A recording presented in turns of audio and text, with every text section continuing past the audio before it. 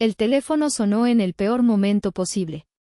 Estaba bajo el fregadero de la cocina, luchando contra una llave oxidada. Las viejas tuberías de esta casa siempre habían sido un fastidio, especialmente desde que Carlos se fue. Mi esposo era un verdadero manitas, pero yo solo había aprendido fontanería básica cuando me quedé sola. Me sequé las manos en un paño de cocina y me apresuré a contestar, dejando la llave inglesa abandonada en el suelo del baño. Hola, respondí sin ceremonias, como siempre. Mamá, soy Gabriel. La voz de mi hijo sonó tensa, y al instante percibí que algo andaba mal. En 20 años de maternidad y otros 22 como abuela, había aprendido a reconocer esos matices en su voz. ¿Qué pasa?, pregunté, hundiéndome en el viejo sillón junto a la ventana. Se aclaró la garganta, otra señal preocupante. Gabriel solo se aclaraba la garganta cuando estaba nervioso o a punto de decir algo desagradable. Verónica, los padres de Perla y yo, hemos estado discutiendo los arreglos de la boda de Elías. Se quedó en silencio de nuevo, y me preparé para lo peor. Mi hijo nunca había sido bueno para expresar lo que pensaba, sobre todo en situaciones potencialmente conflictivas. Había heredado este rasgo de su padre. Carlos también prefería evitar la confrontación. Yo, en cambio, siempre había sido partidaria de llamar a las cosas por su nombre. Y lo incité, no te andes con rodeos, tengo un grifo goteando. Hemos decidido que no estás invitada a la boda de Elías. El impacto fue físico, como un puñetazo en el estómago. La habitación giró un instante. Un silencio pesado llenó la línea. Mi primer instinto fue gritar, preguntar por qué, exigir una explicación. Pero la vieja Aurora, la enfermera de urgencias que había visto tanto dolor y tragedia, se impuso. La que había aprendido a mantener la compostura incluso cuando el mundo se derrumbaba. Mi voz salió más calmada de lo que esperaba. Entiendo. En realidad, no entendía nada. Me sentí como si me hubieran arrojado a un pozo sin fondo, pero me negué a mostrar debilidad. ¿Hay algo más, Gabriel?, pregunté con frialdad. Mi hijo, aliviado por mi falta de reacción, murmuró algo sobre la comodidad de todos y circunstancias complicadas. Eran las palabras de Verónica, lo sabía. Las palabras que ella le había puesto en la boca para suavizar el golpe que me propinaba a través de él. Mi nuera nunca me había soportado. Desde el día en que Gabriel me la presentó, supe que no seríamos amigas. Ella, obsesionada con el estatus social, siempre me vio como una mujer demasiado directa, demasiado simple, incompatible con la imagen que deseaba proyectar. Ahora, con la boda de Elías, su único hijo, su oportunidad de escalar socialmente, me estaba eliminando del tablero. El sol se filtraba por la ventana, pero la luz parecía haberse atenuado. El sillón se sentía más duro, más frío. Mi cabeza daba vueltas con 1000 preguntas, pero no dije una palabra más. Solo colgué el teléfono. El sonido del dial mudo fue como un veredicto final. Me quedé allí, en la quietud de mi sala, el teléfono aún en mi mano. La rabia, la humillación, la tristeza, se arremolinaban dentro de mí. Pero por encima de todo, sentía una punzada de incredulidad. ¿Cómo podían hacerme esto? ¿A mí, la abuela de Elías? Cerré los ojos, y la imagen de Carlos apareció en mi mente. Siempre había sido mi roca, mi confidente, el único que me entendía completamente. La vida es como un río, Aurora, solía decir. A veces te arrastra, pero siempre puedes encontrar un lugar donde apoyarte y seguir adelante. Él siempre supo qué decir. Pero él ya no estaba. Y ahora, me sentía más sola que nunca, con el peso de esta traición oprimiéndome el pecho.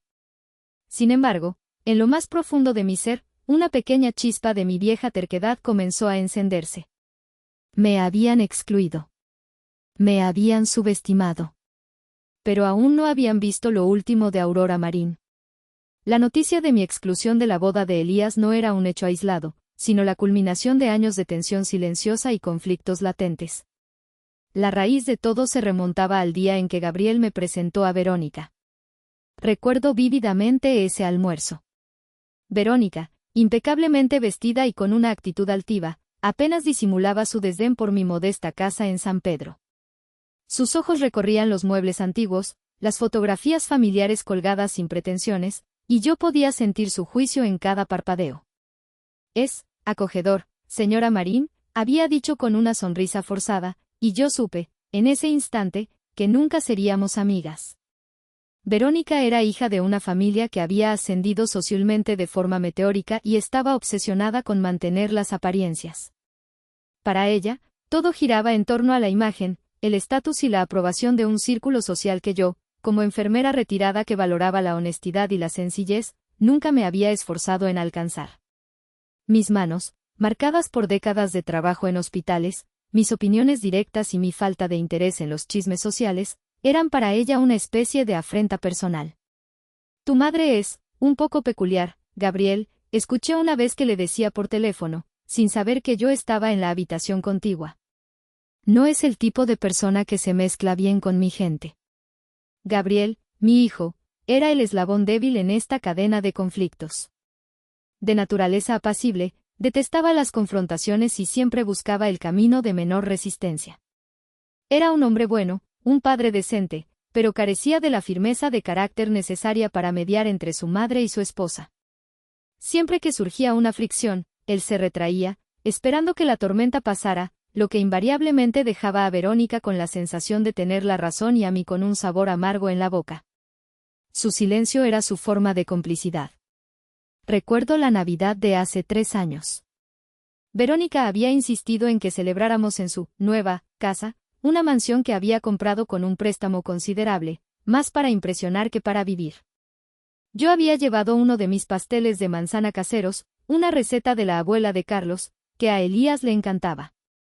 Verónica lo había dejado en la mesa de la cocina, sin tocarlo, mientras presumía de un postre francés traído de una pastelería exclusiva. Al final de la noche, escuché a Victoria Heredia, la madre de Perla, murmurar: «Espero que nadie haya traído comida casera, no queremos arruinar la decoración». No era una indirecta, era un golpe directo.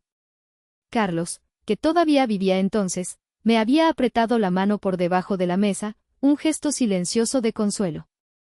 Él era el único que podía equilibrar la balanza, su humor y su sabiduría a menudo desarmaban la tensión. Pero Carlos ya no estaba.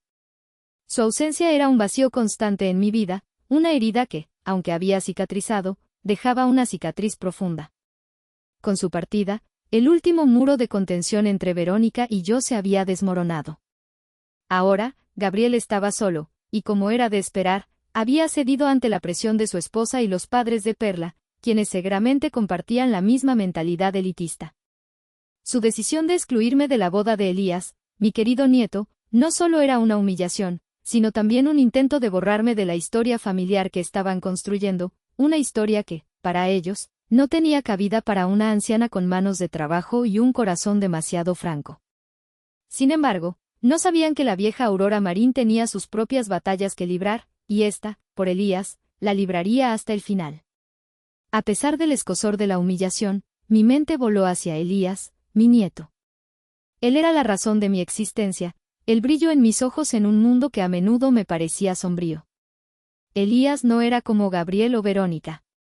Tenía la sencillez y la bondad de Carlos, mi difunto esposo, y una honestidad que era rara en esta era de apariencias. Él siempre venía a visitarme, no por obligación, sino por un cariño genuino.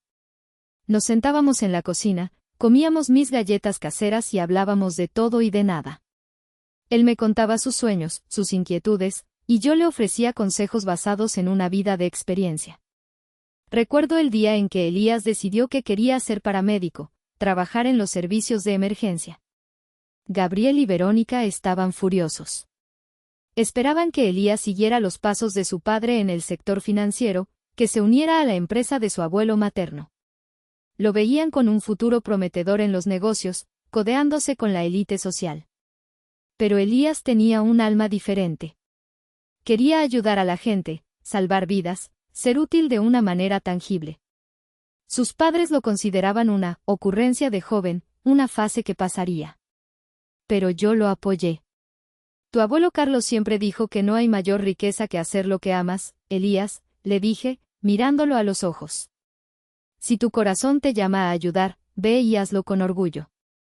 Ese día, Elías me abrazó con tanta fuerza que casi me deja sin aliento. Fue un abrazo de gratitud, de complicidad, de entendimiento. Él sabía que yo era su aliada, su refugio. Mientras sus padres le imponían expectativas, yo le ofrecía libertad.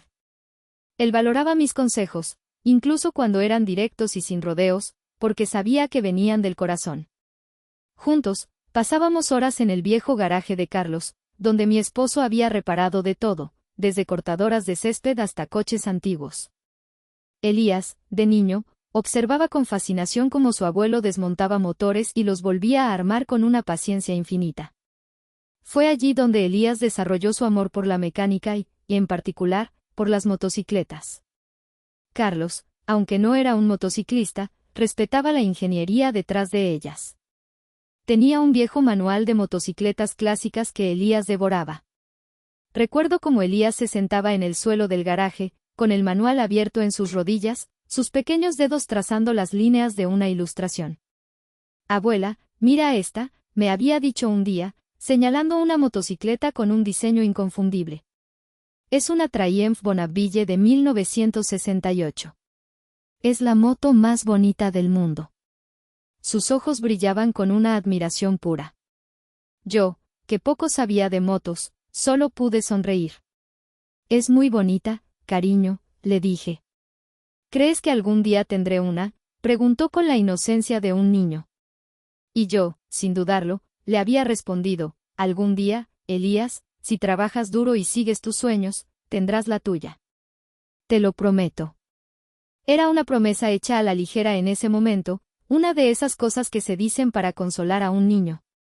Pero ahora, esa promesa resonaba en mi mente con una fuerza abrumadora. Elías se iba a casar. Su vida estaba a punto de cambiar para siempre. Y yo, su abuela, la persona que lo había apoyado incondicionalmente, estaba siendo excluida de ese momento trascendental. La injusticia me quemaba por dentro. Pero esa promesa se convirtió en una luz en la oscuridad, una idea audaz que empezaba a tomar forma en mi mente. La imagen de Elías, sus ojos brillantes al ver aquella motocicleta en el manual de Carlos, se grabó en mi memoria como si fuera ayer.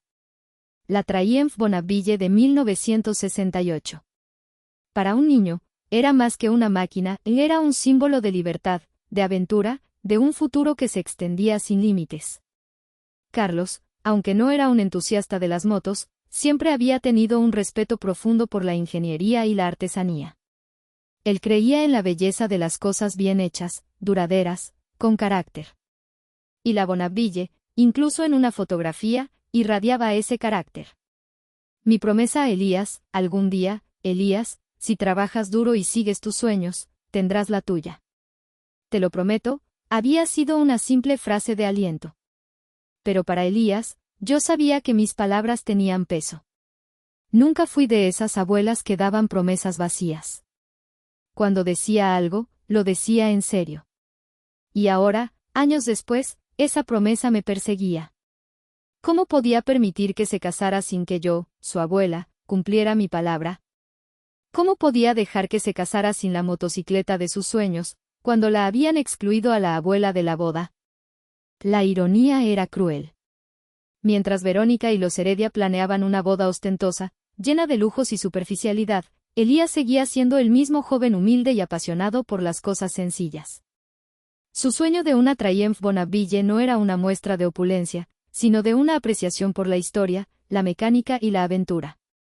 Contrastaba fuertemente con los deseos de su madre y de Victoria Heredia, que veían la boda como un escaparate social, un paso más en su ascenso a la élite.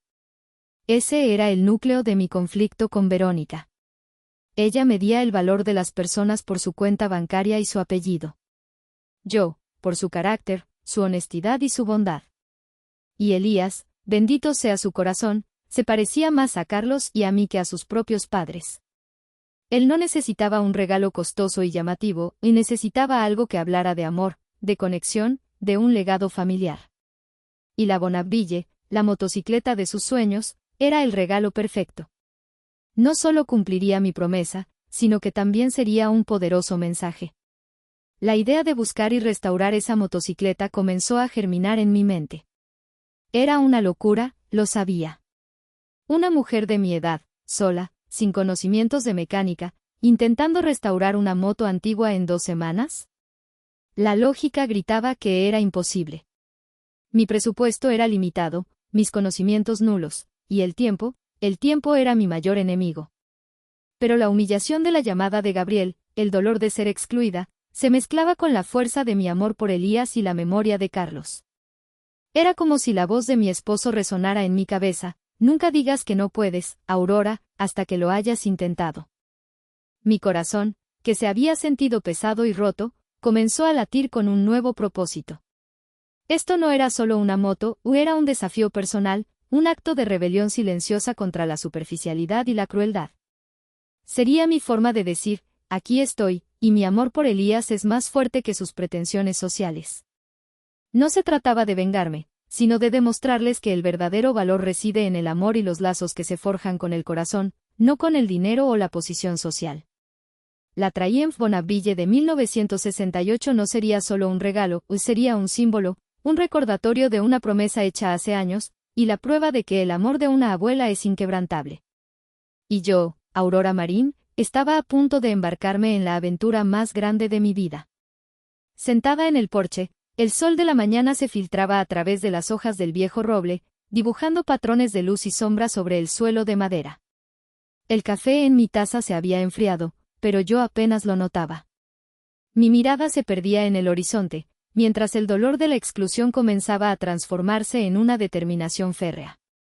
La filosofía de Carlos, que solía decir: todo tiene arreglo con la herramienta adecuada, resonaba en mi mente. Siempre había sido un hombre práctico, un solucionador de problemas. Y yo, su esposa, había absorbido gran parte de esa sabiduría a lo largo de nuestros años juntos. No iba a suplicar.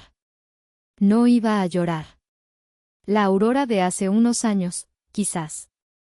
La enfermera de urgencias que había visto tanto sufrimiento y había aprendido a endurecer su corazón para poder seguir adelante, se había desvanecido un poco con la vejez y la soledad.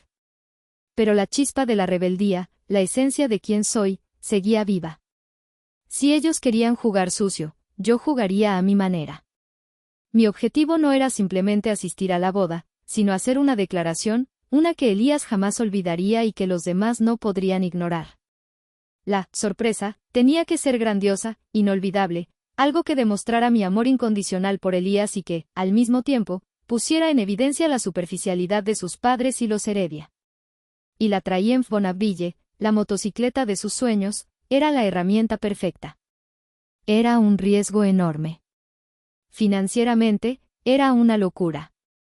Logísticamente, era casi imposible en tan poco tiempo. Pero la idea me llenaba de una energía renovada, un propósito que había estado ausente desde la partida de Carlos. Saqué una libreta pequeña de mi bolso, un viejo cuaderno donde Carlos solía anotar sus ideas para reparaciones, y comencé a escribir. La lista se formaba en mi cabeza, cada punto un desafío, pero también una posibilidad. 1. Encontrar la motocicleta, una Triumph Bonneville de 1968. ¿Dónde? Tendría que ser un desguace, un coleccionista, algo que no costara una fortuna. 2. Evaluar su estado, ¿era restaurable? ¿Sería demasiado costoso? 3. Conseguir un experto, necesitaba a alguien que supiera de motores y chasis, alguien en quien pudiera confiar. Leandro Prado era el único nombre que me venía a la mente. Él y Carlos habían compartido innumerables horas en el garaje, hablando de máquinas y de la vida. 4. Financiación. Este sería el mayor obstáculo. Mis ahorros serán modestos. Tendría que buscar una forma de obtener el dinero necesario sin levantar sospechas. 5. Tiempo. La boda era en poco más de 2 semanas. Absurdo. Pero la adrenalina me hacía sentir que podía mover montañas. La pluma se movía rápidamente sobre el papel, y cada palabra escrita reforzaba mi resolución. No había espacio para la duda. La humillación se transformaba en combustible. El dolor en determinación. Esto no era solo por Elías, era también por mí, por reafirmar mi identidad, por demostrar que mi valor no se medía por invitaciones a bodas ostentosas. Miré la lista. Era una locura. Una hermosa y descabellada locura. Y con cada segundo que pasaba, la sonrisa en mi rostro se hacía más amplia. Porque sabía que, a pesar de todo, esta vez, Aurora Marín iba a ganar.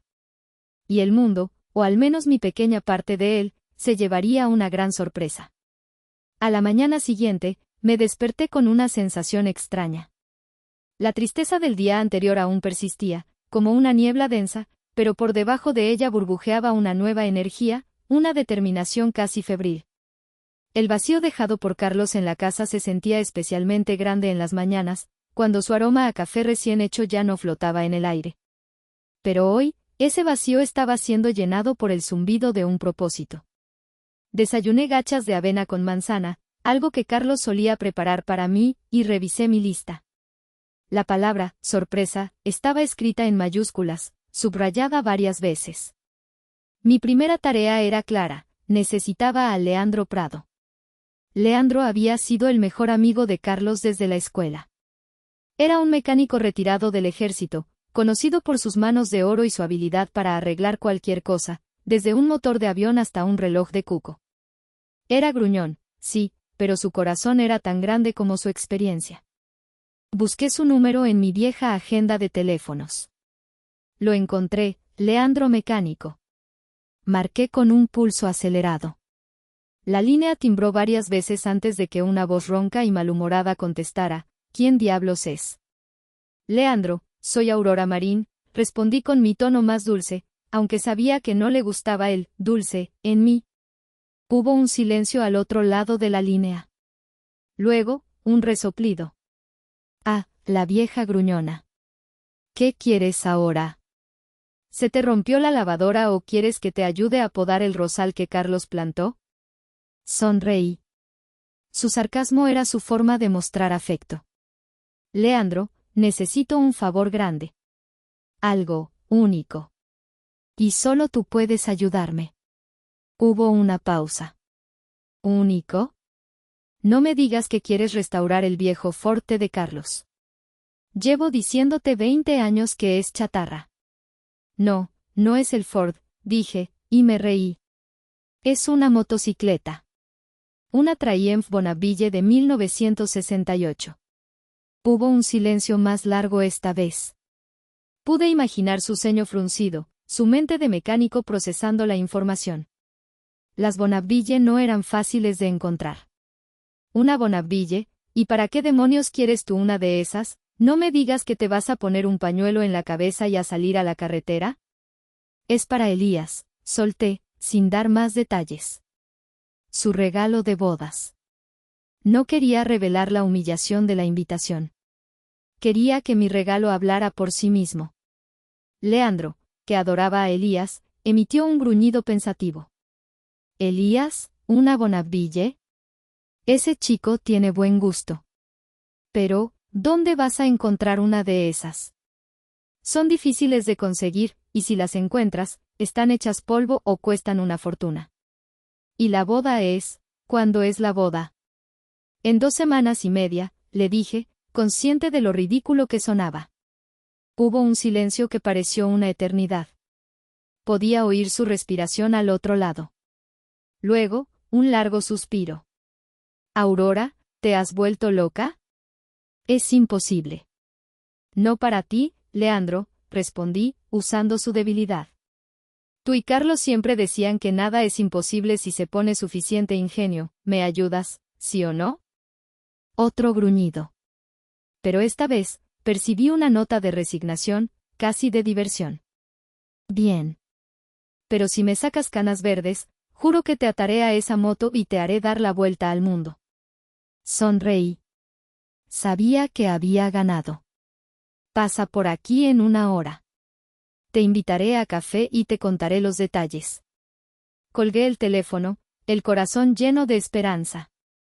El primer paso estaba dado. Tenía a Leandro, y con él, la mitad de la batalla estaba ganada. La otra mitad, bueno, esa sería la parte divertida. 1 hora después, Leandro llegó a mi casa en su vieja camioneta, tan ruidosa y destartalada como él. Vestía su mono de trabajo manchado de grasa, y su cabello canoso estaba aún más revuelto de lo habitual. Lo invité a pasar, le ofrecí un café fuerte y le expliqué mi plan con todos los detalles, omitiendo solo la parte de la exclusión de la boda. Le conté sobre el sueño de Elías con la Triumph Bonneville y mi deseo de darle un regalo realmente significativo. Leandro escuchó con atención, interrumpiéndome solo con ocasionales gruñidos y asentimientos. Cuando terminé, se rascó la barbilla.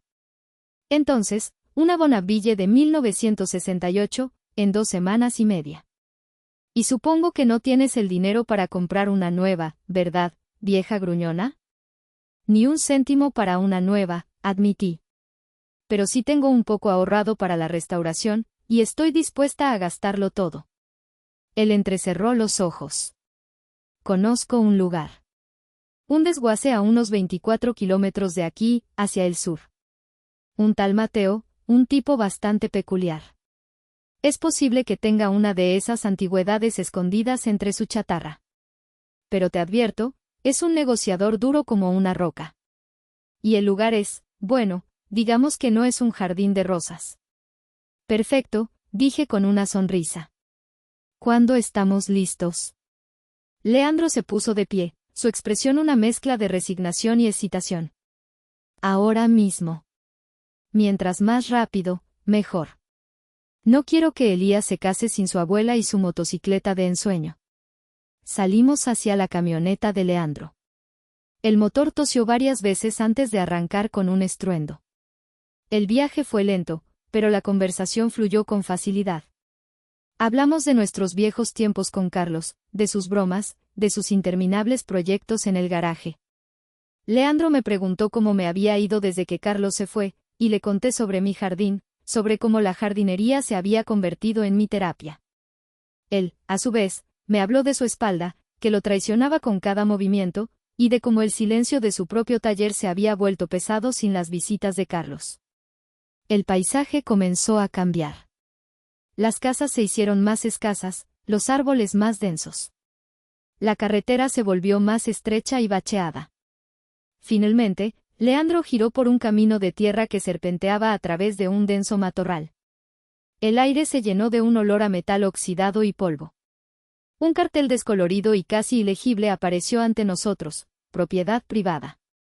No entrar. Detrás, se alzaba una montaña de chatarra, una maraña de metal retorcido, coches desmantelados y objetos irreconocibles. Era un cementerio de máquinas, un lugar donde los sueños tecnológicos venían a morir. Bueno, Aurora, dijo Leandro, estacionando la camioneta. Bienvenida al reino de Mateo. Prepárate para el espectáculo. Sus palabras me hicieron sonreír, pero mi corazón latía con una mezcla de anticipación y nerviosismo. La búsqueda de la Triumph Bonneville había comenzado, y el primer obstáculo, un tal Mateo, ya se vislumbraba en el horizonte. Este lugar, tan desolado y olvidado, tenía que esconder el tesoro que cambiaría el destino de la boda de Elías. Leandro apagó el motor de la camioneta, y el silencio se abatió sobre nosotros, solo roto por el crujido de los metales bajo el sol. Espérame aquí, Aurora, dijo Leandro, su voz más seria de lo habitual. Mateo es un tipo peculiar. Le gusta hacer las cosas a su manera, y no le gusta que lo apuren. Es mejor que yo hable con él primero. Asentí, comprendiendo. Sabía que Leandro tenía razón. Mi franqueza, que a veces era una virtud, podía ser una desventaja con personas como Mateo. Observé cómo Leandro se alejaba, su figura robusta abriéndose paso entre montones de chatarra, su mono de trabajo camuflándose con el óxido y el polvo. Desapareció detrás de una pila de neumáticos viejos, y me quedé sola, inmersa en la extraña atmósfera del desguace. El sol caía a plomo, calentando el metal y liberando un olor metálico y a aceite quemado. Moscas zumbaban perezosamente. La escena era una amalgama de objetos rotos, cada uno con una historia inconclusa, un vestigio de vidas pasadas. Pasaron 10 minutos, luego 15. Mi impaciencia comenzaba a crecer. ¿Estaría Mateo? ¿Se negaría a vender? ¿Sería la Triumph una leyenda, algo que solo existía en los sueños de Elías? Justo cuando mi mente empezaba a divagar hacia el pesimismo, vi a Leandro regresar. Pero no venía solo. A su lado, caminaba un hombre de complexión fuerte, con el cabello largo y canoso atado en una coleta, y una barba desaliñada. Vestía una camiseta sucia y unos pantalones de mezclilla raídos. Sus ojos, aunque ocultos bajo la sombra de un gorro, parecían escrutadores. Era Mateo. Se acercaron a la camioneta, y Mateo me miró de arriba abajo con una expresión indescifrable. No era hostil, pero sí cautelosa. Su rostro estaba marcado por el sol y el tiempo, como el metal envejecido que lo rodeaba. Leandro me hizo una señal discreta, indicando que era mi turno. Señor Mateo, dije, con mi voz clara y directa, soy Aurora Marín. Leandro me ha hablado de usted. Estoy buscando algo muy específico. Mateo se cruzó de brazos, sus ojos fijos en mí. La gente no suele venir a mi desguace buscando cosas específicas, señora. Vienen a deshacerse de lo que ya no sirve. Su voz era áspera, como el roce de dos piezas de metal. Esta vez es diferente, insistí, sin retroceder. Busco una Triumph Bonneville de 1968. Sé que es un modelo raro, pero Leandro me dijo que usted podría tener una. Hubo un destello de sorpresa en los ojos de Mateo. Se desenroscó la tapa de una botella de agua y tomó un largo trago, como si mi petición lo hubiera deshidratado. Luego, una lenta sonrisa comenzó a extenderse por su rostro.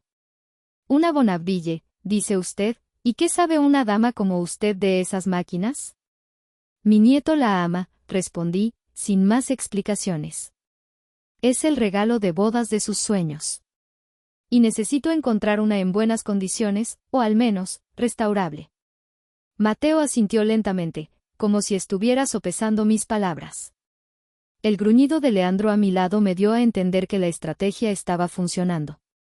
Tengo una, dijo finalmente Mateo, y mi corazón dio un vuelco. Pero no está aquí fuera. La guardo en un lugar especial. Vengan conmigo. Nos guió a través de un laberinto de chatarra, el sonido de nuestros pasos amortiguado por el polvo. Llegamos a un cobertizo de metal oxidado, casi invisible entre el caos. Mateo abrió un pesado candado, la puerta chirrió al abrirse, revelando un interior oscuro y polvoriento. El aire era pesado, cargado con el olor a moho y metal viejo. Allí, bajo una lona raída, se alzaba una silueta. Mi corazón se aceleró. El tesoro oculto de Mateo estaba a punto de ser revelado. Mateo, con un gesto de la mano, descorrió la lona, y allí estaba. La Triumph Bonneville T20 de 1968. No era una visión gloriosa. Estaba cubierta de óxido, el cromo deslustrado, los neumáticos desinflados y agrietados. Le faltaban algunas piezas, el asiento estaba rasgado, y el motor, por lo que pude ver, estaba cubierto de mugre. Pero a pesar de todo, bajo la capa de deterioro, se podía discernir la elegancia de sus líneas, la belleza clásica de su diseño. Era una pieza de historia, olvidada y maltratada, pero aún con un alma. Leandro se acercó, sus ojos de experto escrutando cada detalle. Se arrodilló, examinó el chasis, el motor, los frenos. Hizo un par de comentarios en voz baja, murmurando sobre un trabajo infernal y piezas difíciles de encontrar. Luego se levantó, se limpió las manos en su mono y asintió levemente. Es una Bonneville, Aurora. Auténtica. Y, aunque está hecha polvo, creo que se puede salvar. El chasis parece intacto, lo cual es lo más importante. Sentí un estallido de alegría. La esperanza, que había estado contenida, ahora se expandía en mi pecho. Perfecto, dije, dirigiéndome a Mateo. ¿Cuánto quieres por ella? Mateo se encogió de hombros, con una sonrisa astuta. Es una pieza de coleccionista, señora. Y está en mi inventario de artículos especiales. No la vendo a cualquiera. Pero a mí sí, ¿verdad?, dije, sosteniéndole la mirada. Porque sé lo que vale y estoy dispuesta a pagar por ella. El hombre se cruzó de brazos, pensativo. Podría conseguir una fortuna por esto. Un coleccionista estaría dispuesto a pagar mucho. Yo diría que unos 10.000 pesos. Eso es lo mínimo que aceptaría. Mi corazón dio un vuelco. 10.000 pesos. Era casi todo lo que tenía ahorrado. Había calculado que necesitaría ese dinero para las piezas y el trabajo de Leandro, no solo para la moto. Leandro, a mi lado, me lanzó una mirada de advertencia. Era un precio exorbitante para una pila de óxido. Señor Mateo, dije, manteniendo la calma. Entiendo que es una pieza especial. Pero seamos realistas. Está en ruinas. Necesitará miles de pesos en restauración. No puedo darle 10.000 por esto. Mateo se encogió de hombros. Entonces no hay trato, señora. Es lo que hay.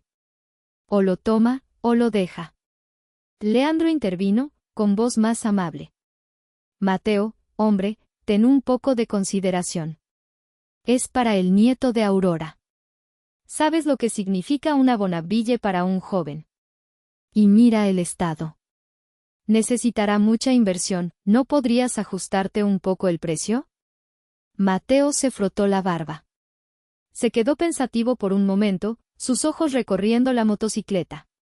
Bueno, dijo finalmente, dado que eres tú, Leandro, y porque la señora parece tener corazón para estas máquinas viejas.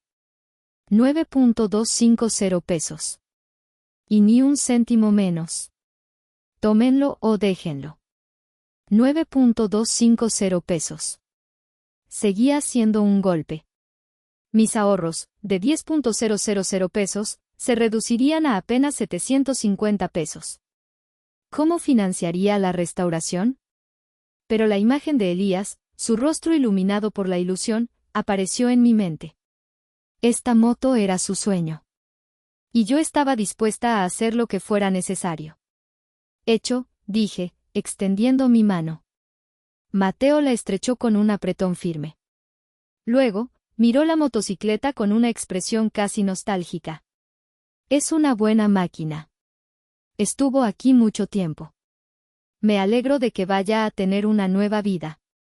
Leandro y Mateo se encargaron de cargar la Triumph en la camioneta. Mientras observaba la motocicleta, destartalada pero llena de promesas, sentí una punzada de nerviosismo. Había gastado casi todo mi dinero. Pero también sentí una emoción inmensa. El primer gran obstáculo había sido superado. La Triumph Bonaville, el sueño de Elías, estaba a punto de embarcarse en su propio viaje de resurrección. De regreso a casa, el viaje se sintió diferente. La pesada Triumph Bonaville de 1968, atada con cuerdas en la parte trasera de la camioneta de Leandro, vibraba con cada bache, como si la misma motocicleta estuviera ansiosa por volver a la vida. A pesar de su estado ruinoso, sentía una extraña emoción, una anticipación que no había experimentado en años. El plan, mi sorpresa, estaba en marcha. Había superado el primer gran obstáculo, pero sabía que lo más difícil aún estaba por venir. Leandro estacionó la camioneta frente a mi garaje. Bien, Aurora, dijo, apoyándose en la puerta del vehículo mientras evaluaba la motocicleta. Aquí está tu chica. Ahora, la pregunta del millón, ¿qué tan en serio vas con esto? La boda es en 2 semanas y media. Y por lo que veo, esta máquina necesita un milagro para estar lista. Me acerqué a la Triumph, pasando mi mano por el manillar oxidado. Completamente en serio, Leandro. Haré lo que sea necesario. Luego, con cierta vergüenza, le confesé la verdad sobre mis finanzas. Pagué 9.250 pesos por ella. Me quedan solo 750 pesos para piezas y tu trabajo. Sé que es una locura, pero... Leandro silbó, negando con la cabeza. Así que casi sin un céntimo, y con un plazo imposible. Esto es un verdadero desafío, hasta para mí. No hay muchas piezas de Bonaville de ese año flotando por ahí, y las que hay, cuestan un ojo de la cara. Me miró a los ojos, su expresión seria. Aurora, esto será duro. Muy duro. Tendremos que trabajar sin descanso, buscar piezas por todas partes, quizás incluso fabricar algunas. Y no estoy seguro de que 750 pesos sean suficientes ni para la primera tuerca. Sentí un nudo en el estómago.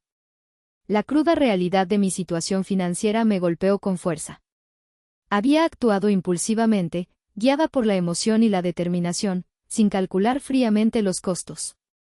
Pero no iba a rendirme. Sé que es un reto, Leandro. Pero tengo fe. Y tengo la promesa que le hice a Elías.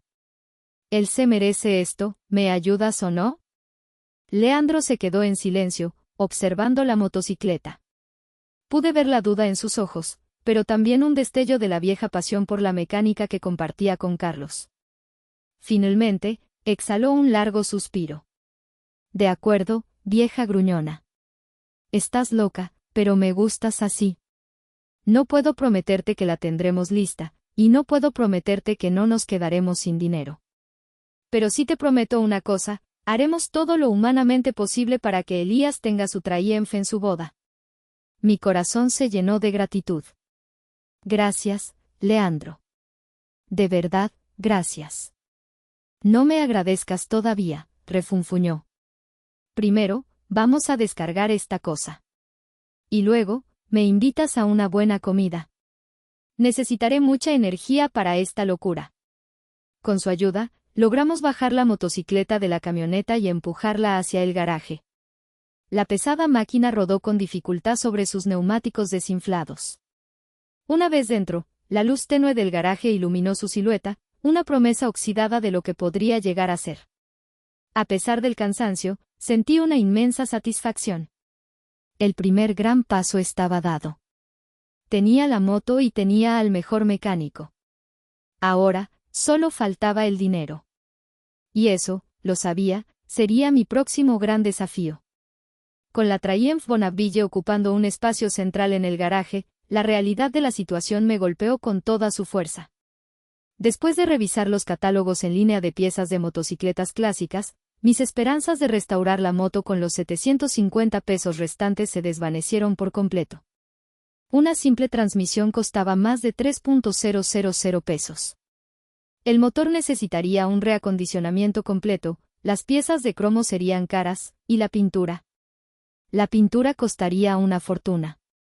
Calculé que necesitaría al menos entre 7.000 y 8.000 pesos adicionales, quizás más. Me senté en el viejo sofá de la sala, con los catálogos esparcidos sobre la mesa de café, la cabeza entre las manos. ¿Qué iba a hacer? Mis ahorros estaban agotados. No tenía una cuenta de emergencia significativa. La idea de pedirle dinero a Gabriel me repugnaba, y eso sería admitir la derrota, darle más munición a Verónica. Pedir un préstamo era impensable para alguien de mi edad y con mis ingresos de jubilación. Mientras miraba a mi alrededor, mis ojos se posaron en la vieja cómoda del dormitorio. En el primer cajón, bien escondido bajo un montón de lencería, estaba mi pequeño joyero de madera. Dentro, envuelto en un paño de seda azul, descansaba mi collar de perlas. Carlos me lo había regalado en nuestro 20º aniversario de bodas. Eran perlas auténticas, brillantes y lustrosas, cada una un recuerdo de los años felices que habíamos compartido. No era una fortuna, pero su valor sentimental era incalculable. Recuerdo la noche en que me lo dio. Habíamos cenado en el pequeño restaurante italiano de la esquina, y él, torpemente, sacó la cajita del bolsillo de su chaqueta. No es mucho, Aurora, había dicho, sus mejillas sonrojadas. Pero cada perla es un año que he compartido contigo, y cada una me ha hecho más feliz que la anterior. Las lágrimas me habían nublado los ojos entonces, y ahora, al recordarlo, se formaban de nuevo. Venderlo, la idea me desgarraba el alma. Era la última pieza tangible de Carlos que sentía que realmente me pertenecía, algo que no podía ser reemplazado. Mis anillos de boda estaban en mi dedo, pero el collar era diferente, era un símbolo de nuestra vida juntos, de su amor por mí. ¿Podía realmente sacrificarlo? Cerré los ojos y la imagen de Elías apareció en mi mente, su sonrisa inocente, sus ojos brillando cuando hablaba de la Triumph, su rostro de niño cuando le prometí que un día tendría una. Y luego, la imagen de él en la boda, su gran día, sin su abuela presente. El contraste era demasiado doloroso. Carlos, con su pragmatismo habitual, siempre había dicho, las cosas materiales van y vienen, Aurora. Pero el amor, los recuerdos y la familia, eso es lo que realmente importa. Respiré hondo. Carlos habría aprobado. Él, más que nadie, entendería que este sacrificio era por un amor más grande. Por el amor a Elías, por la promesa, por la oportunidad de sanar una herida en mi familia. A la mañana siguiente, me puse mi mejor traje y fui a la casa de empeño en el centro de San Pedro. El lugar olía a polvo y a historias no contadas. El dueño, un hombre canoso y de pocas palabras, examinó el collar bajo una lupa. Son perlas de buena calidad, señora, dijo finalmente. Le puedo dar 6.500 pesos.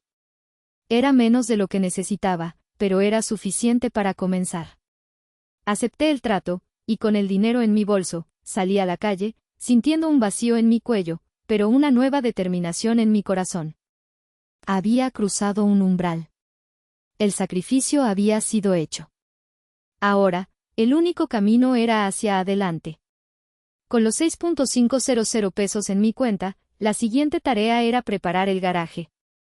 Desde la muerte de Carlos, ese espacio se había convertido en una especie de trastero gigante, un cementerio de objetos viejos y recuerdos empolvados. Herramientas oxidadas, latas de pinturas secas, cajas de libros que Carlos nunca llegó a leer, todo yacía apilado en un desorden caótico. Pero ahora, ese garaje iba a tener un nuevo propósito, sería el taller donde la Triumph Bonneville resucitaría. Me puse mi ropa de trabajo más vieja y comencé la limpieza. Las telarañas cubrían las esquinas, el polvo cubría cada superficie. Mover las cajas llenas de cosas inservibles era agotador, pero cada objeto que sacaba me traía un recuerdo de Carlos. Una vieja radio de transistores que él había reparado 1.000.000 de veces, una caja de tornillos clasificados meticulosamente por tamaño y tipo, un par de guantes de trabajo desgastados que aún conservaban el olor a aceite y metal. Era como si Carlos estuviera allí conmigo, supervisando mi trabajo. Encontré sus viejas herramientas colgadas en un panel de madera, llaves inglesas de todos los tamaños, alicates, destornilladores, martillos. Algunas estaban oxidadas, pero otras, las que Carlos usaba más a menudo, aún conservaban su brillo metálico. Carlos siempre decía que una buena herramienta era una extensión de la mano, y que cuidar de ellas era tan importante como usarlas. Me reí al recordar cómo se enfadaba si alguien dejaba una herramienta fuera de lugar. Hay un lugar para todo, Aurora, solía decir, y todo en su lugar. Mientras limpiaba, descubrí un viejo banco de trabajo que Carlos había construido. Tenía marcas de cortes, de golpes de martillo, de derrames de pintura, cada una huella de sus innumerables proyectos. Lo limpié con esmero, y de repente, el garaje dejó de ser un simple trastero para convertirse en el taller de Carlos de nuevo, un lugar donde la creatividad y el trabajo duro cobraban vida.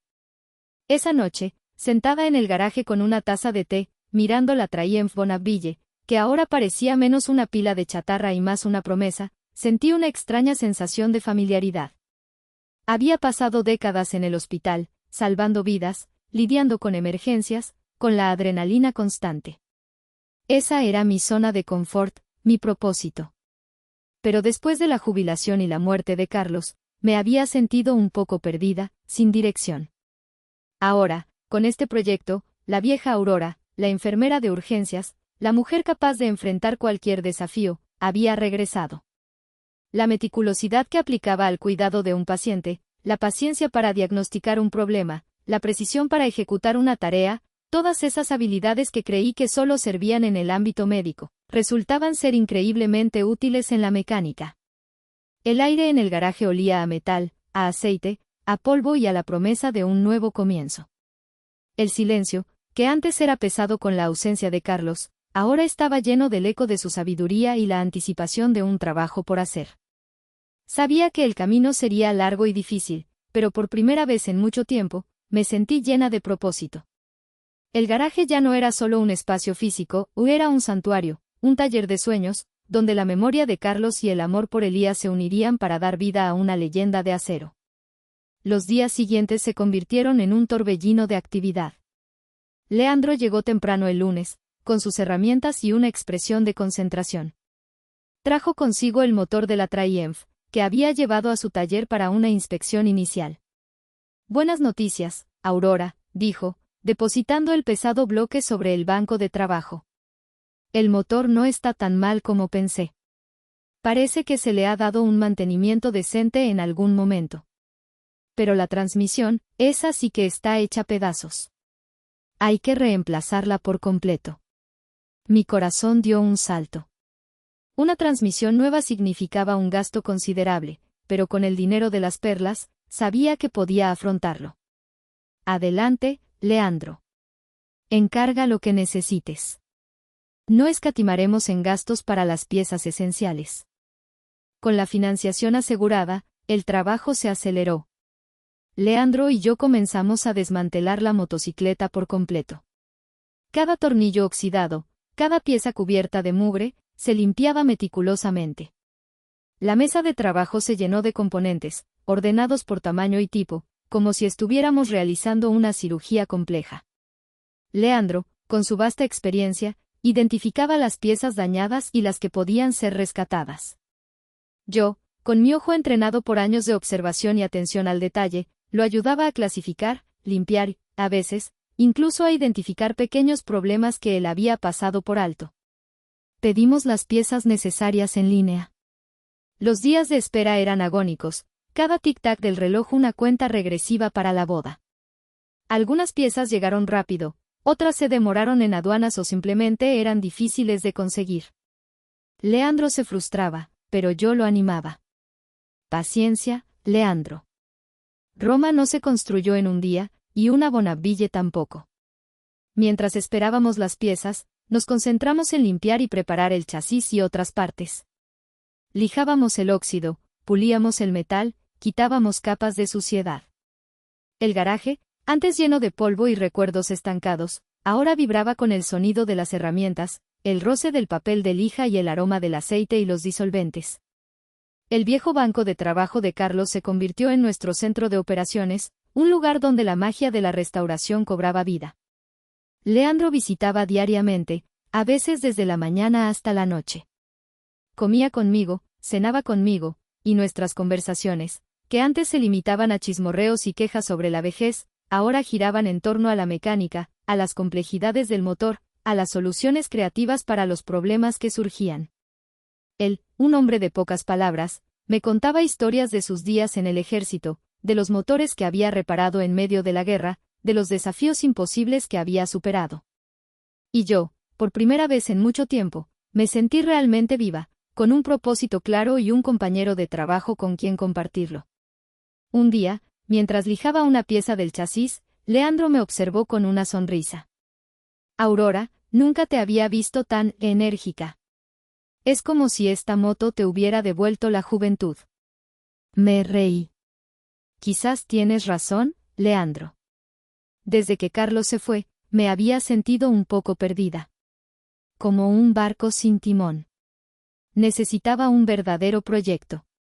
Algo que me desafiara, que me diera una razón para levantarme por las mañanas.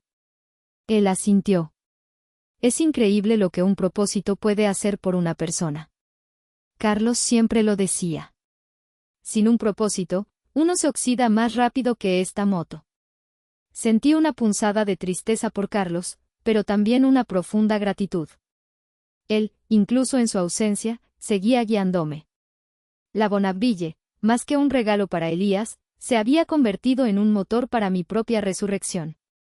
Y el ritmo acelerado de la esperanza llenaba cada rincón de mi garaje, anticipando la victoria que se acercaba. El trabajo en la Triumph Bonneville avanzaba con una mezcla de frustración y euforia. Cada día era un nuevo desafío, pero también un paso más cerca de la meta. Las piezas, encargadas en línea, llegaban de manera errática. Algunas aparecían en cuestión de días, otras se demoraban, creando cuellos de botella en el proceso. Leandro, con su experiencia, sabía cómo improvisar. No podemos esperar por esa pieza, Aurora, decía, vamos a tener que fabricarla nosotros mismos. Y con sus manos expertas y mi ayuda para sostener, medir y pasarle las herramientas, creábamos soluciones a medida. Mi aptitud para la mecánica sorprendió a Leandro. Al principio, yo era solo una ayudante entusiasta, pero con el tiempo, comencé a entender el funcionamiento interno de la motocicleta. Leía los manuales antiguos de Carlos, memorizaba los diagramas y aprendía los nombres de cada componente. Pronto, podía identificar una tuerca de escape, una biela, un carburador. Leandro me enseñó a usar una llave de torsión, a ajustar las válvulas, a comprobar la compresión del motor. Mis manos, acostumbradas a las delicadas incisiones de la enfermería, ahora se adaptaban al manejo de herramientas pesadas y a la precisión de los ajustes mecánicos. Aurora, eres una alumna prodigio, bromeaba Leandro un día, mientras yo apretaba una bujía con la fuerza justa. Si hubieras empezado esto hace 40 años, Carlos habría tenido una socia formidable. Me reí. Quizás en otra vida, Leandro. Pero el cuerpo humano es también una maquinaria compleja, ¿sabes? Un mecanismo biológico, con sus propias piezas que necesitan ser reparadas y sus sistemas que deben funcionar en armonía. La única diferencia es que el cuerpo humano no viene con un manual de instrucciones tan claro como este. Trabajábamos hasta tarde, a veces con la única luz de una lámpara colgante que iluminaba la motocicleta. El tiempo volaba, y a medida que la boda se acercaba, la presión aumentaba.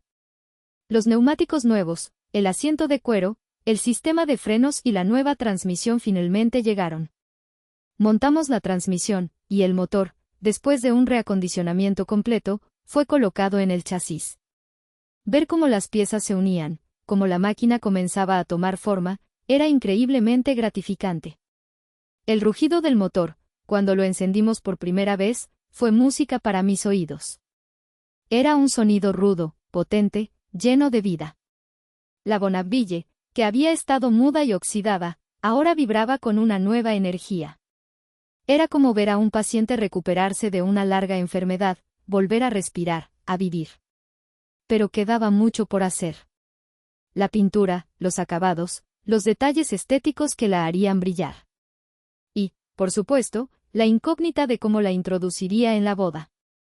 A veces, me sentaba en una silla vieja del garaje, observando la motocicleta, y me preguntaba si todo este esfuerzo valdría la pena.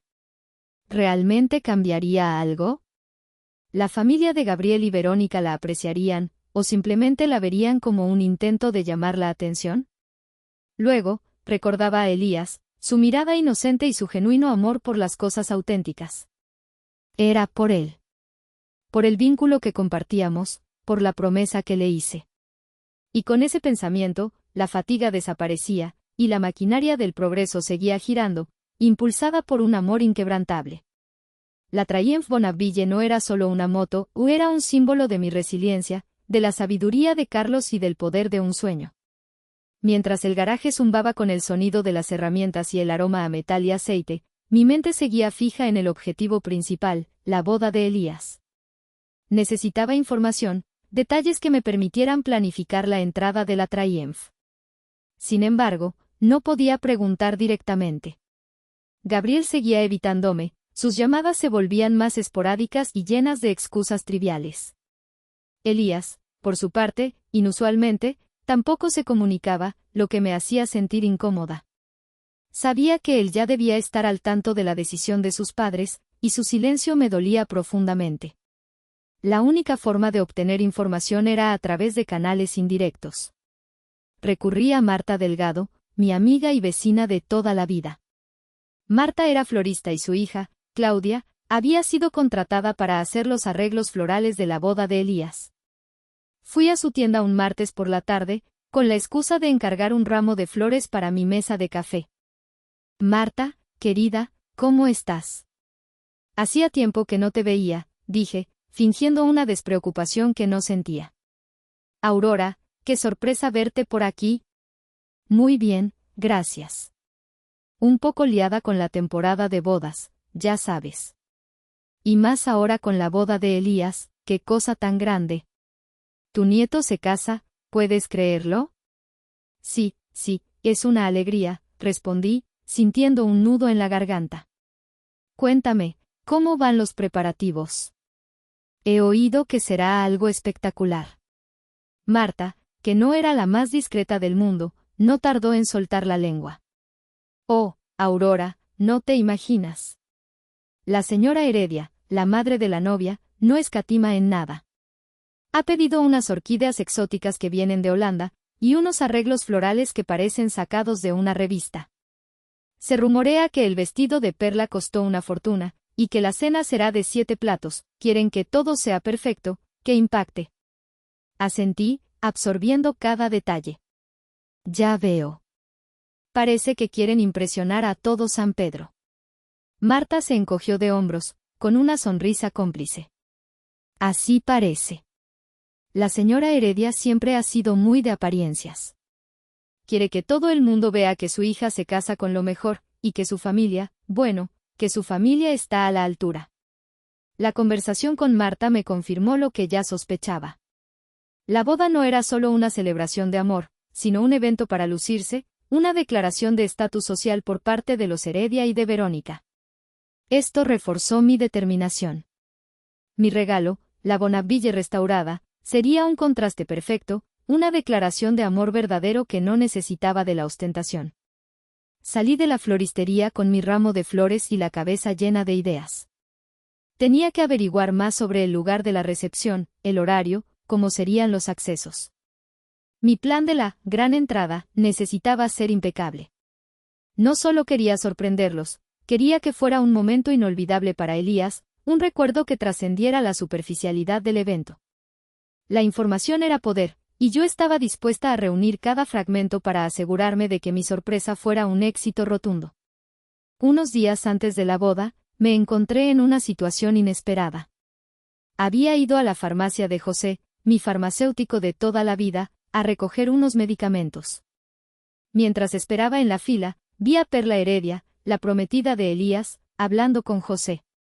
Llevaba un vestido elegante y un semblante algo preocupado. Mi corazón se aceleró. Esta era una oportunidad. Perla, querida, qué casualidad encontrarte aquí, exclamé con una sonrisa, acercándome a ella. Ella se sobresaltó un poco, sus ojos se abrieron en sorpresa al verme.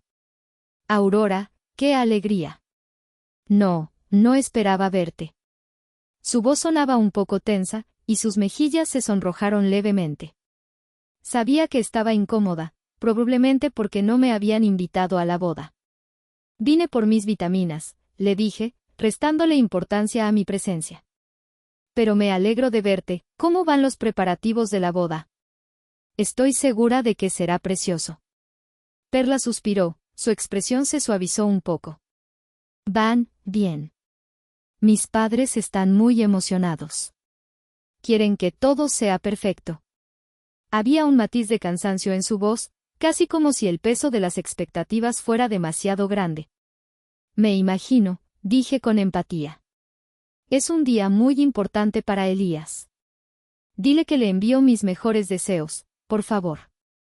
Perla me miró a los ojos, y por un instante, vi una punzada de tristeza en ellos. Sí, se lo diré. Gracias, Aurora. Por todo. Me sorprendió su sinceridad. Sentí que había algo más que quería decir, pero se contuvo.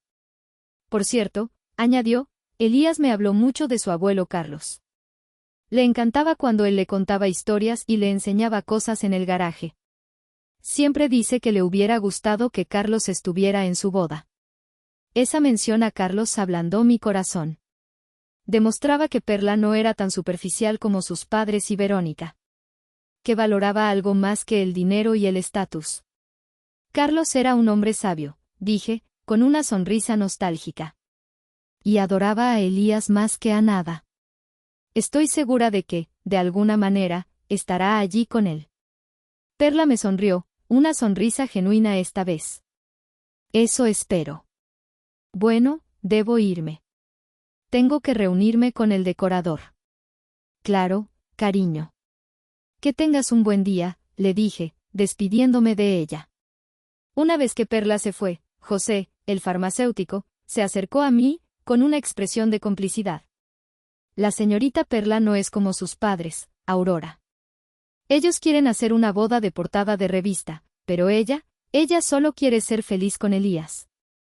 Y te diré un secreto, Aurora, La familia Heredia no siempre fue tan acomodada.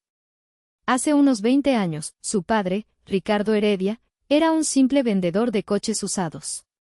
Se hicieron ricos de la noche a la mañana con unos negocios un tanto oscuros.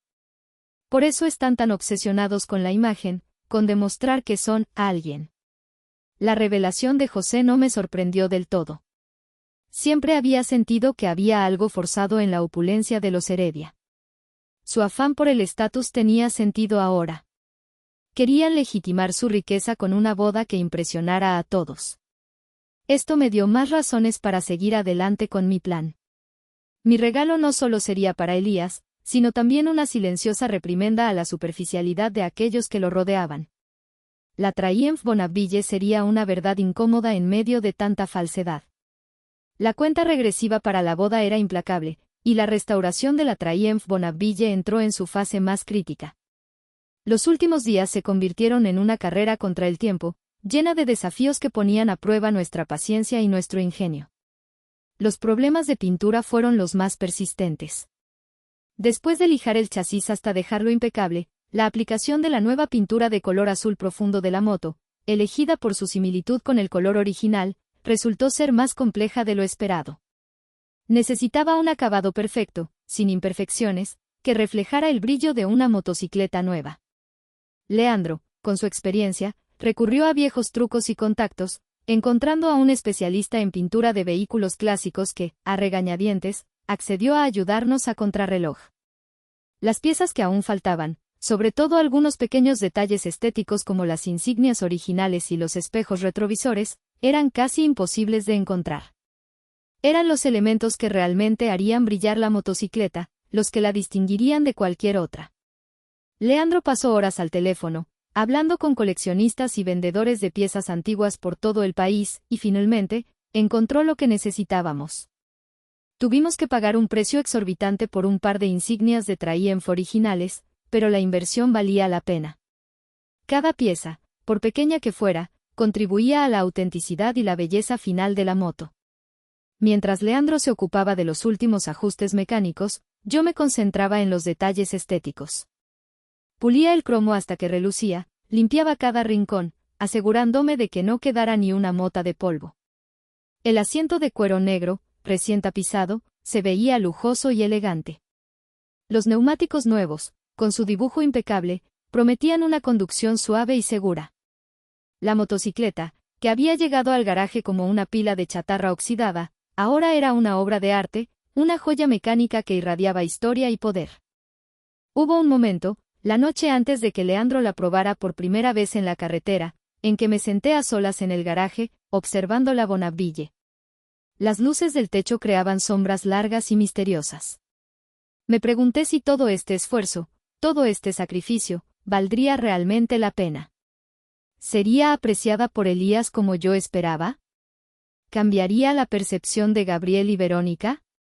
La duda, esa molesta voz en mi cabeza, se cernió sobre mí. Pero luego, mi mirada se posó en una vieja foto que tenía en la pared del garaje, Elías, de niño, sentado en el regazo de Carlos, ambos sonriendo. La imagen me recordó el propósito fundamental de mi misión, el amor inquebrantable por mi nieto. Carlos siempre decía que las acciones hablan más fuerte que las palabras. Y esta motocicleta, esta Triumph Bonneville, era mi acción. Era mi forma de decirle a Elías, y a todos los demás, cuánto lo amaba, cuánto lo apoyaba, y que la abuela Aurora siempre estaría allí para él, sin importar las circunstancias. Esa noche, dormí profundamente. Al día siguiente, Leandro se puso su casco y encendió el motor. El rugido de la Triumph llenó el garaje, un sonido potente y melodioso. Leandro dio una vuelta por la calle, y la motocicleta se deslizó con una elegancia asombrosa. Cuando regresó, su rostro estaba iluminado por una sonrisa. «¿Está lista, Aurora?», dijo, quitándose el casco. «Es perfecta. Carlos estaría orgulloso». Sentí que una inmensa carga se me quitaba de encima. Habíamos logrado lo imposible. Con la Triumph Bonneville reluciente y lista para su gran debut, Leandro y yo nos dedicamos a los detalles finales del plan. La motocicleta era una obra de arte, cada pulgada pulida hasta el brillo, el azul profundo de su pintura reflejando la luz. El cromo brillaba como espejos, y el motor, que Leandro había puesto a punto a la perfección, ronroneaba con una potencia silenciosa que prometía una experiencia inolvidable. Era, sin duda, la herramienta adecuada para la sorpresa que había prometido. El desafío ahora era cómo hacer la entrada más dramática y memorable posible en la boda.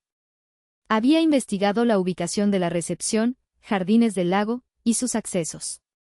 Era un lugar grande, con amplios jardines y un salón principal. Tenía un camino de entrada circular que se prestaba perfectamente para una llegada espectacular. No podemos simplemente llegar con ella en la camioneta y estacionarla, dijo Leandro. Tiene que ser una entrada triunfal. Algo que haga que todos se den la vuelta.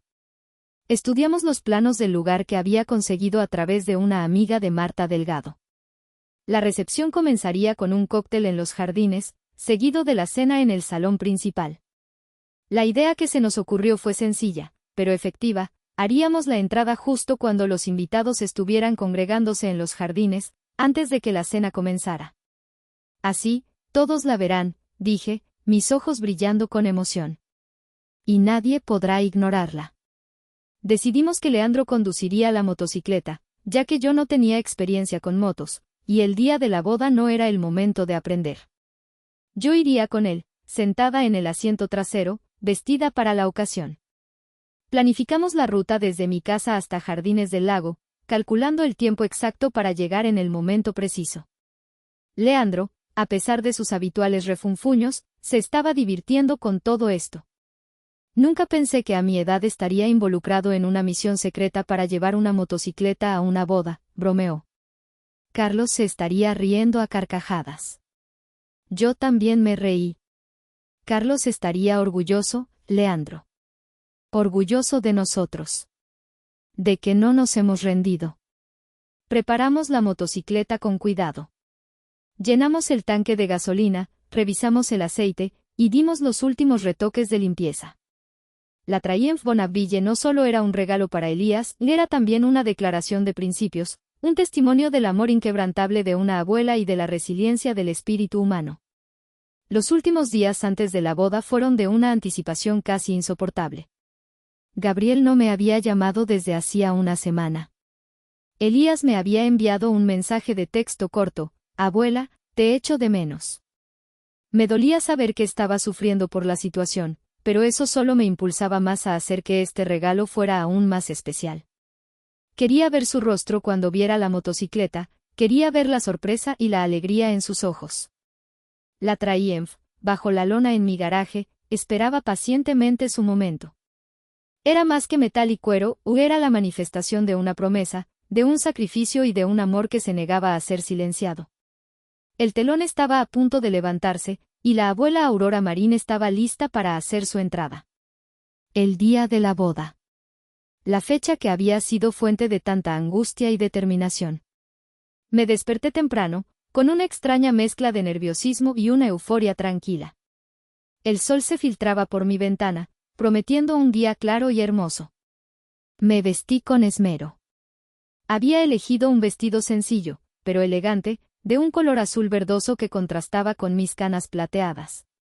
Llevaba el collar de perlas de Carlos, que había recuperado de la casa de empeño el día anterior. Era un guiño sutil a mi sacrificio y a su memoria. Mis manos, un poco ásperas por el trabajo en el garaje, se sentían fuertes y capaces. Leandro llegó a la hora acordada, luciendo más arreglado de lo habitual, aunque su mono de mecánico aún asomaba por debajo de una chaqueta de lona. La Triumph Bonneville, pulcra y resplandeciente, esperaba en la entrada del garaje. Encendió el motor, y el rugido de la Bonneville, suave pero potente, llenó la quietud de la mañana. Era música para mis oídos. El viaje a Jardines del Lago fue una procesión silenciosa de anticipación. El aire estaba lleno del aroma de las flores y la hierba recién cortada. Elías me había enviado otro mensaje esa mañana: desearía que estuvieras aquí, abuela. Era su manera de decirme que me extrañaba, que le dolía mi ausencia. Me aferré a ese mensaje como a un amuleto. Al acercarnos a Jardines del Lago, el lugar se reveló en todo su esplendor.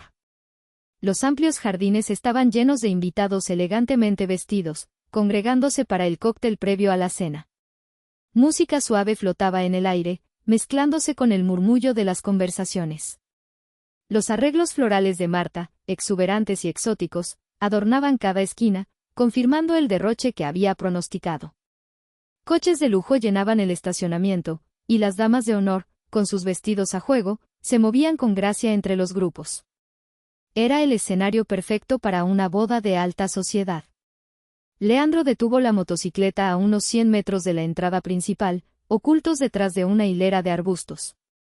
Desde allí, pudimos observar el ir y venir de los invitados.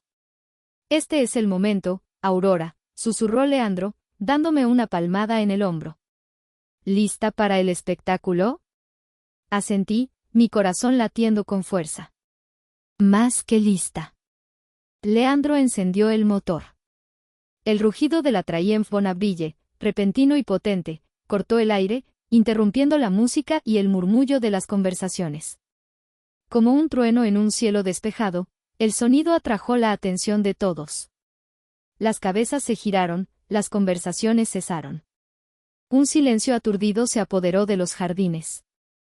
Leandro aceleró suavemente, y la Triumph Bonneville se deslizó majestuosamente por el camino de entrada circular. Yo iba sentada detrás, con la espalda recta, mi mirada fija en la multitud que nos observaba. Las orquídeas exóticas y los arreglos florales de lujo parecían encogerse ante la presencia imponente de la motocicleta. Las expresiones de los invitados pasaron de la sorpresa a la incredulidad. Podía ver a Gabriel y Verónica entre la multitud, sus rostros pálidos de asombro. Y entonces, lo vi. Elías. Estaba de pie junto a Perla, ambos mirando hacia nosotros, con los ojos abiertos de par en par. La mandíbula de Elías cayó. Sus ojos se fijaron en la motocicleta, y una chispa de reconocimiento, de pura alegría, encendió su rostro.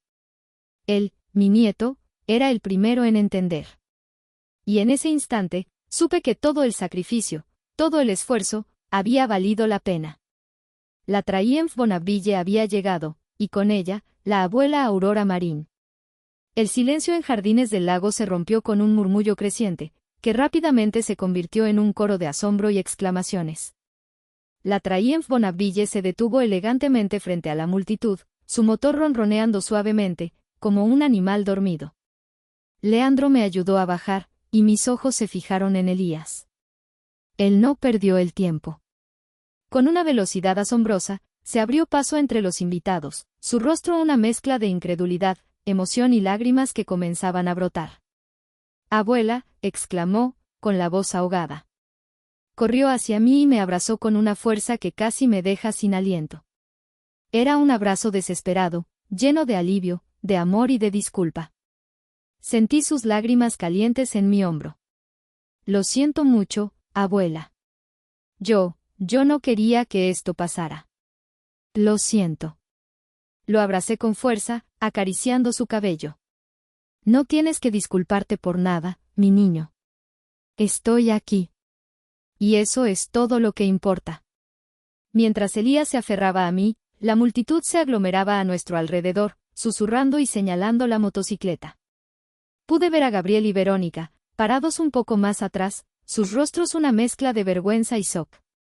Victoria y Ricardo Heredia, los padres de Perla, también estaban allí, con expresiones que iban de la incredulidad al enfado. Su perfecta boda de portada de revista acababa de ser interrumpida por una vieja motocicleta y una abuela obstinada. Perla se acercó, sus ojos también llenos de lágrimas. «Aurora, es increíble.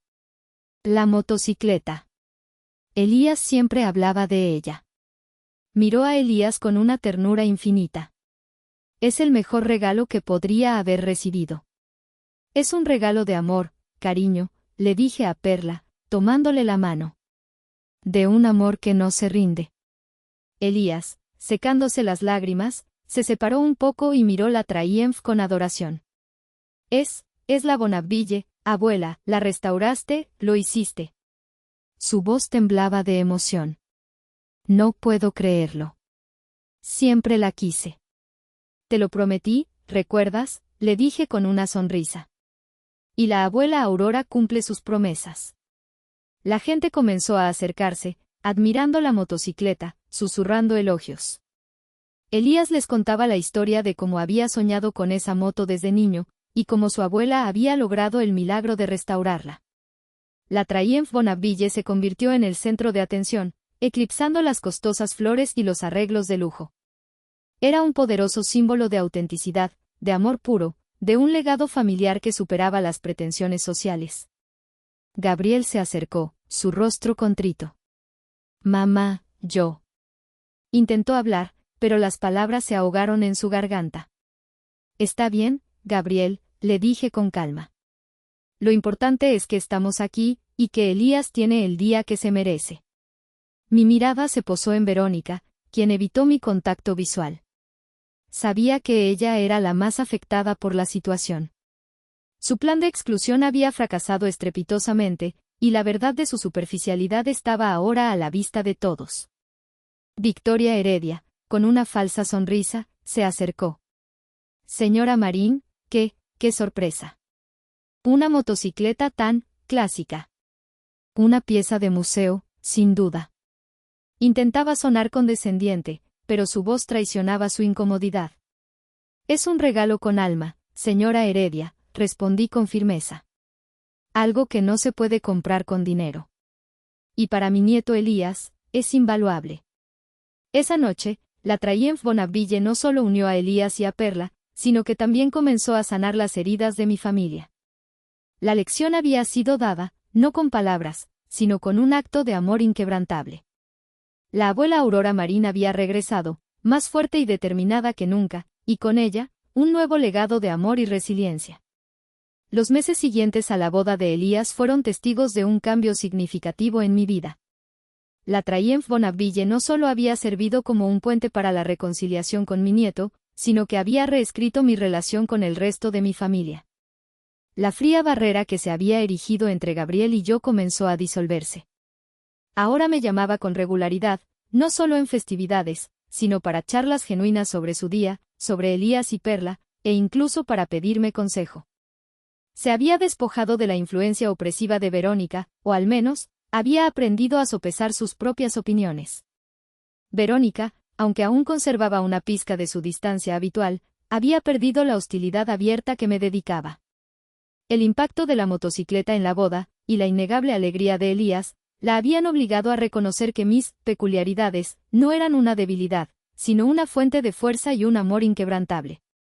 Para mi sorpresa, Victoria Heredia, la madre de Perla, me invitó a unirme a su club de lectura. Dudé al principio, pero la curiosidad me picó, y acepté. Descubrí que, debajo de su fachada de preocupación por el estatus, había una mujer con una mente activa y un interés genuino por los libros, aunque nuestros gustos diferían a menudo. Ricardo Heredia, el padre de Perla, incluso se acercó a Leandro y a mí un par de veces, buscando ayuda con la restauración de un antiguo reloj de cuco que había heredado de su abuelo. Leandro y yo, con gusto, le ayudamos. Era un puente inesperado hacia una amistad basada en algo más que el estatus social. Leandro y yo continuamos trabajando juntos en el garaje. La Triumph se había convertido en un símbolo de nuestro éxito, y su restauración había abierto la puerta a nuevos proyectos. Restauramos una vieja cortadora de césped para un vecino, un tocadiscos antiguo para un coleccionista local, y cada nuevo desafío nos mantenía ocupados y conectados. El garaje, antes un lugar de soledad, ahora zumbaba con la energía de la colaboración y la amistad. Elías y Perla mantuvieron su promesa. Se embarcaron en un largo viaje por carretera en la Triumph, explorando diferentes partes del país. Regularmente me enviaban fotos, de ellos sonriendo, bronceados por el sol, con el viento en el cabello, la motocicleta reluciente en paisajes impresionantes. Esas imágenes me llenaban de alegría, sabiendo que estaban viviendo su sueño, y que yo había sido una parte fundamental para hacerlo realidad. En esas fotos, los veía crecer, madurar, forjando su propio camino, libres de las ataduras de las expectativas externas. Y entonces, un día, llegó una foto especial. Una foto de Perla, de pie junto a la motocicleta, con una barriguita apenas perceptible bajo su blusa. En la parte de atrás, escrito con la letra de Elías, decía, abuela, pronto vas a ser bisabuela. Esperamos que le enseñes al bebé todo lo que sabes. Con amor, Elías y Perla. Miré esa foto durante mucho tiempo, sintiendo un calor familiar extenderse por todo mi cuerpo. Era el círculo de la vida, cerrándose y abriéndose de nuevo. A pesar de todos los conflictos y los malentendidos, el amor siempre encuentra la manera de superar los obstáculos. A veces, todo lo que se necesita es la herramienta adecuada y un poco de ingenio, como le gustaba decir a Carlos. Y a veces, se necesita una vieja motocicleta y una abuela terca que no tiene miedo de hacer lo que sea necesario por aquellos a quienes ama. La vida seguía adelante, y yo, Aurora Marín, estaba lista para el próximo capítulo, con el corazón lleno de gratitud y una familia que, finalmente, estaba en el camino de la verdadera armonía.